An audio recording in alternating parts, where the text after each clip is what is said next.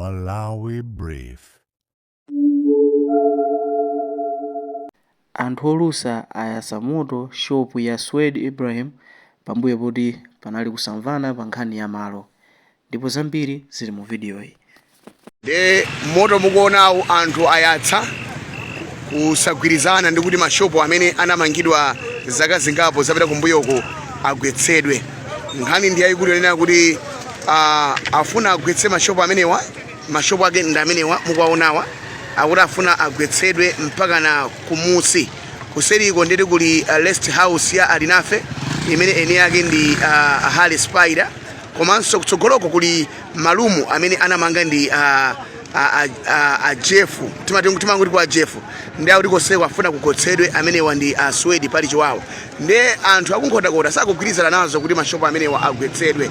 Nde kuli kusamvetsetsana, kuli mpungopungo wambiri pa nkhotakota boma. Tinene kuti mashopu onse amankhotata boma leroli pa 23 January ndi osatsegulidwa mpaka napakali pano.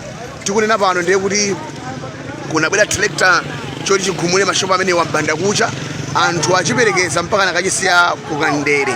Tikunena pano ndiye kuti mateyala akuwotchedwa pa nkhotakota boma. Tinene kuti apolisi anabweranso kudzakhazikitsa bata pakati pano, abwereranso ku ofesi kwawo. Ndiye mukamachoka ku Lilongwe mwina mukudutsa pa nkhotakota boma muyendenso mosamala kwambiri chifukwa pawotchedwa mateyala mmene mukuoneramo. Komanso mukamachoka ku Lwangwa kupitanso kubwera pa nkhotakota boma kupita ku Lilongwe muyendenso mosamala. Zimenezi zikuchitika pa nkhotakota boma.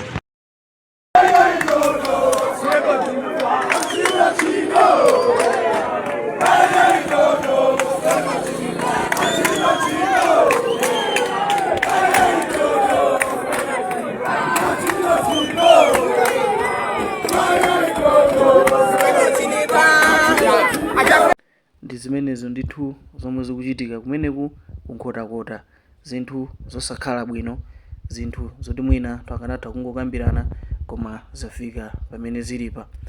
Nde tikhale tikupatsirani tsatanetsatane wa nkhani imeneyi chifukwa pakali pano nkhani ili m'manja mwa apolisi. Nde tikhale tikubweranso pano kukuwuzani mmene zonse zikuyendera. Kumbukirani kupanga subscribe, like, share komanso comment. Inu takhalani pomwepo.